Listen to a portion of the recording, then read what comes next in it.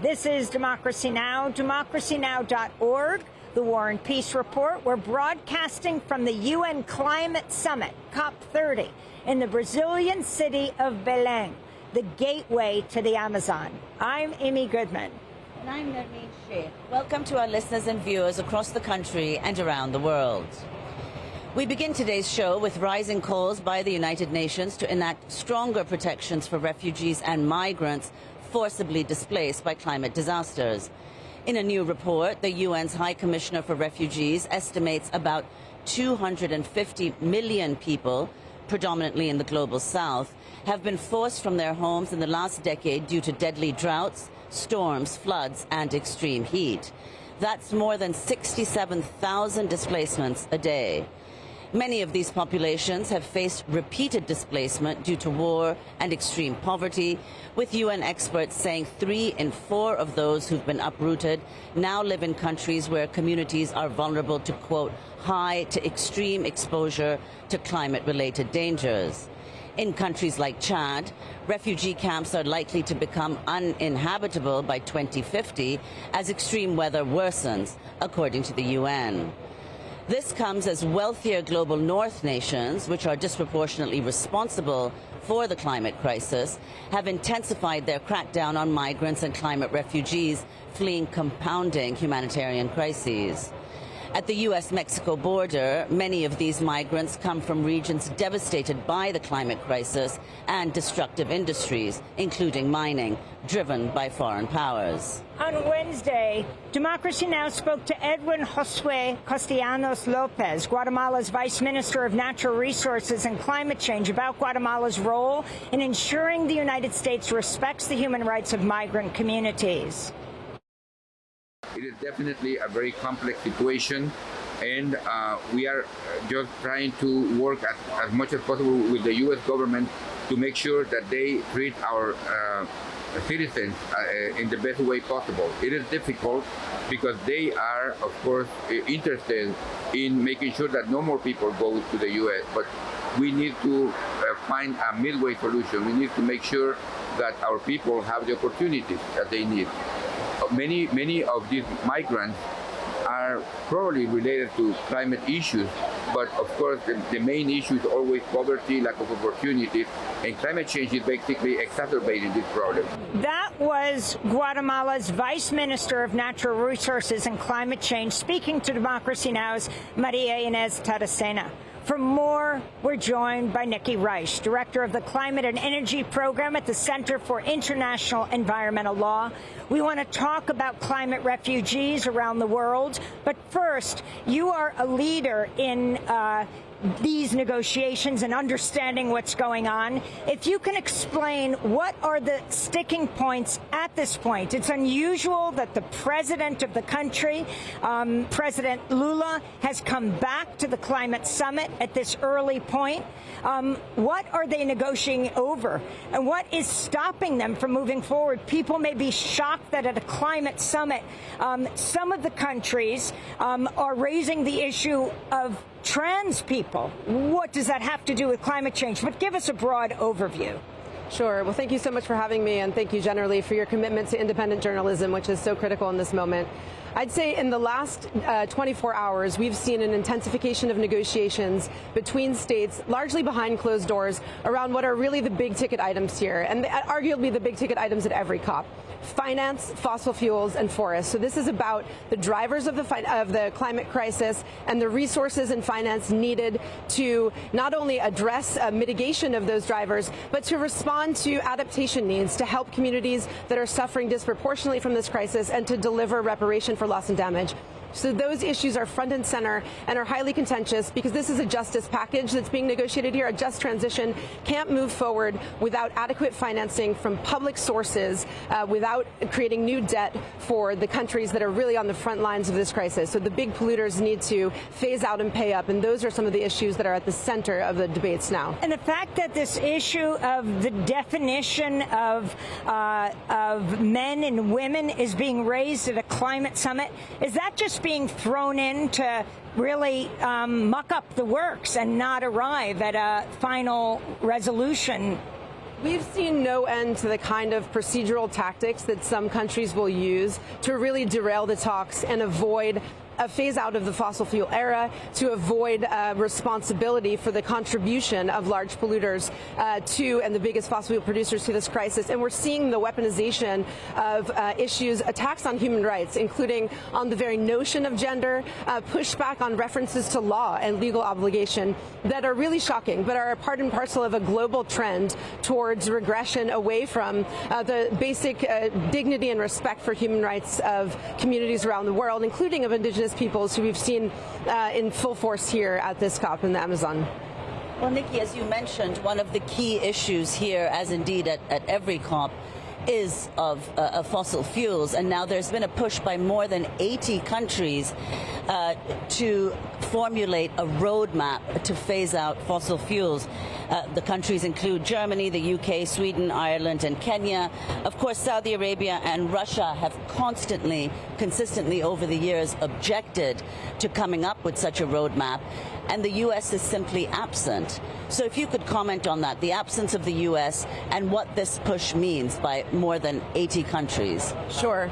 Well, I think the fact that we see 80 countries speaking out about the need for a roadmap away from fossil fuels is a testament to the clarity of the science, the law, and the effectiveness of political pressure and the movement for climate justice. This issue is front and center, and undeniably, we cannot solve the climate crisis without ending the fossil fuel era, without tackling its root causes.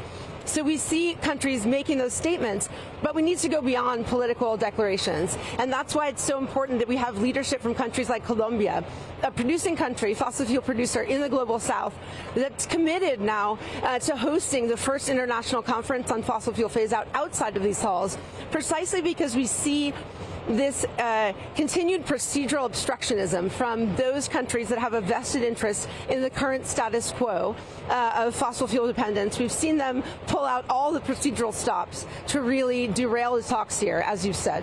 And of course, it's Brazil. It's taking place in Brazil, another oil-rich country, and the significance of that and what the president, Lula, both Lula and Petro are targets of President Trump. What Lula is committed to right now, what he's willing to do and what not. It's a great point, because we saw just weeks before this COP opened that there was an approval of new licenses for offshore oil and gas at the mouth of the Amazon, right offshore. And so there are contradictions here. Unless we halt oil and gas extraction, we can't fight this crisis. But we see leadership from countries like Colombia and others that are committed to pursuing real concrete action, not just declarations here, but actually taking steps to phase out 1.5 in line with equity, beginning by halting expansion of fossil fuels and charting a pathway that provides resources to bring the rest of the world along. I mean, I guess the crucial question is when countries as powerful and indeed the largest historic emitter, the United States, are absent, on top of which the world's largest oil exporter, Saudi Arabia, and the largest present emitter, China. If these countries aren't willing to go in and agree to what the terms are of negotiating a roadmap, it's not even a final document, a roadmap to the phasing out of fossil fuels, what incentive do other countries have to sign on? Well, countries have an incentive because the future is not fossil. They know that, like Colombia as a fossil fuel producing country, recognizes that its own economic interests and of its people are not don't lie with fossil fuels. And so they have options to go outside of this process, where we see the same obstructionist countries blocking progress decade after decade. And so that's why they're hosting a conference and working behind initiatives like the Fossil Fuel Non-Proliferation Treaty, a fossil fuel treaty that could actually bring a coalition of the willing countries together to start and build from there, because actually transitioning away from fossil fuels and taking the lead is in the benefit of those countries and their populations. It's actually an upside. Let's talk about climate refugees. This is your specialty. Talk about the crisis in the world today, the hundreds of millions of people who are fleeing their countries because of a climate-related issue, and the countries they're fleeing to much more responsible for climate change, bringing down the gates. Yes, I mean, I think The statistics on the numbers of people who are being displaced by climate-driven disaster are one of the most visible and visceral reminders of the reality and severity of the climate crisis, and the fact that this is not abstract. This is about real lives. It's about survival. It's about human rights and dignity, and ultimately about justice. So this is also a reminder of two things. One, that we cannot tackle climate change without addressing its root causes, and that we absolutely need to provide finance to those countries where they're suffering disproportionately the impacts of climate change, but have not contributed to it. So developed countries need to pay up, get that adaptation finance to those countries, and support communities to build resilience and stay in their homes. And when they do have to migrate due to floods, droughts, extreme weather, heat waves, that they are received with dignity and their human rights are respected. That is utterly critical, and the law requires it. The International Court of Justice, the highest court in the world, has pronounced that. The principle of non-refoulement applies. That means that countries cannot send people back to places where they would be at grave risk of danger, including from climate harm. So this is a reminder that what we don't need is a militarized response. We know that climate impacts compound the stressors and impacts from conflict and other violent crises. And instead of a closing of ranks, we need actually a stepping up of respect for rights and finance to the countries so that they can build their resilience to resist the impacts of climate change around the world.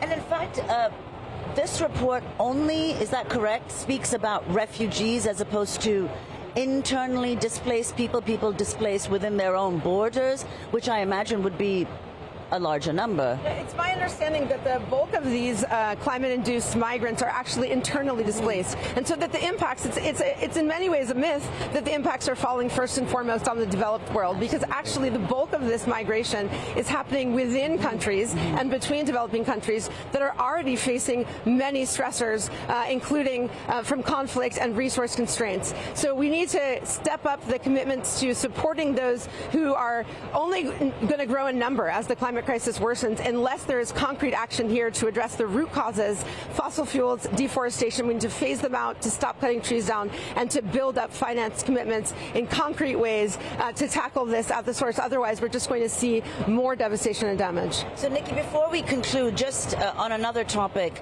the landmark decision taken by the International Court of Justice in July, the obligations of states under international law on the question of climate change. This is the first COP after a historic decision, as you say, by the world's highest court on what countries' climate obligations are, that lays to rest any argument that the biggest polluters don't have a legal obligation. Climate action is not an opinion, it's a legal obligation, that countries have a duty under multiple sources of law, not just these climate conventions, but customary law, human rights law, to prevent climate harm and to step up action to protect human rights in the face of climate impacts. And that law is the yardstick for progress here, not what they promised last year or the year before. They will be measured against those legal obligations, and we're seeing that come into set a new benchmark for these talks. It's high time to end the accountability gap. That ambition gap is not just about stepping up promises and pledges, but committing to action in line with law and science. Nikki Reich is director of the Climate and Energy Program at the Center for International Environmental Law. Thanks so much, Nikki, for joining us. Thanks for watching Democracy Now! On YouTube. Subscribe to the channel and turn on notifications to make sure you never miss a video. And for more of our audience-supported journalism, go to democracynow.org, where you can download our news app, sign up for our newsletter, subscribe to the daily podcast, and so much more.